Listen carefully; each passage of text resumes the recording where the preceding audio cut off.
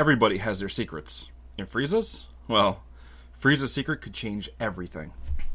Hey everyone, Under here with another Dragon Ball discussion video. I decided I needed to expedite this topic out a little quicker than I had intended once we got confirmation that Frieza was in fact going to be revived. Luckily, E3 happened last week and it gave me the perfect excuse to put my projects on hold and get this done. So yeah, this guy, Freeza. We all know him to be the bad guy of Dragon Ball Z. Yeah, Cell may have outclassed him in nearly every way, and Buu was a force so fierce that he even challenged the gods of Dragon Ball Z and won. But Frieza is the baddie that upped the ante. He was easily the strongest villain when compared to the heroes he was up against. It wasn't until Goku fulfilled this ancient, mostly forgotten Saiyan prophecy that he even stand a chance against him. Even the Android saga got kicked off with Freeza and Daddy Dearest, also Happy Father's Day, coming to Earth and causing the collective group of protagonists and Vegeta to crap their pants. And let's not forget that had Frieza's titular movie bombed, we likely wouldn't even have Dragon Ball Super. But there is something I feel a lot of us Dragon Ball fans may be forgetting about Frieza. He knows something. Something that was revealed at the very beginning of Dragon Ball Super. A secret that could very likely destroy the union our heroes currently enjoy. He knows that Beerus, or Beerus, ordered the destruction of the Saiyan race. Yeah, while Goku's motivation for fighting Frieza was multifaceted, saving his friends, procuring the Dragon Balls, and wanting to fight a super strong opponent, he decided to let Frieza live. Sure, he killed Krillin, but who hasn't? Goku could bring him back in a jiffy. This wasn't like when he lost Krillin for the first time and decided that Piccolo Daimyo and everything associated with him needed to die. Goku's vendetta against Frieza wasn't that strong. To me, this feels like it is in part due to the fact that Goku really didn't care that he killed off the vast majority of his own race. Vegeta, on the other hand, he wanted to choke the very life from Frieza's body, to watch his eyes grow dim as he struggled to retain consciousness. Many fans of the series would say that Vegeta's pride in himself is his most prominent attribute. Later, you could argue that Bulma and Trunks filled that role as well. But despite being under Frieza's foot, treated like a dog, used like a tool, Vegeta's dying thoughts were of his people and the monster who dashed them from existence. Sure, Vegeta called Frieza out on underestimating him during their fight, how he would no longer be his puppet, but when his bravado had diminished and his life slipping from him, it was the thought of his people that shone through. And to learn that Frieza wasn't the one who was truly responsible for his people's demise, but the very people he was working for? Not to mention that all of this time Beerus had been ordering Vegeta around, being treated to gourmet meals by his wife, loafing around in his house, and he was hiding the fact that he was responsible for the Saiyan's destruction? That's not going to fly. It's one thing to revolt against Beerus. It's another thing for Goku not to have your back on this. And honestly, Goku probably doesn't even care.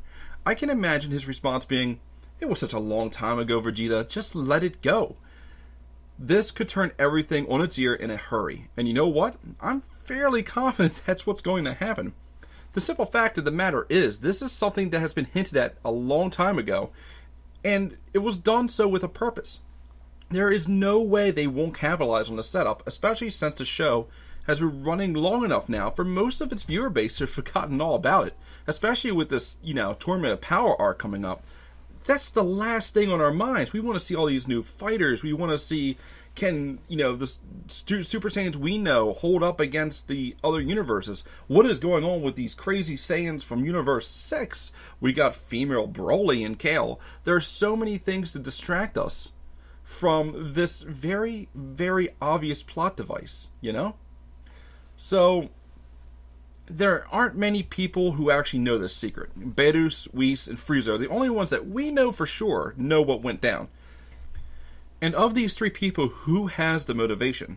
Who could, in just a few words, get his revenge on the lackey who revolted, the monkey that killed him, the upstart who ruined his revenge, and the god of destruction who didn't have his back?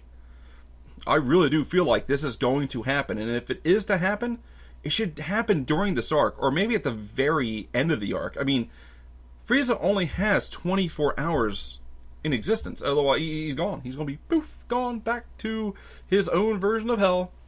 And this is a re-recording. by the way. I'm re-recording from the script because of this week's episode of Dragon Ball Super.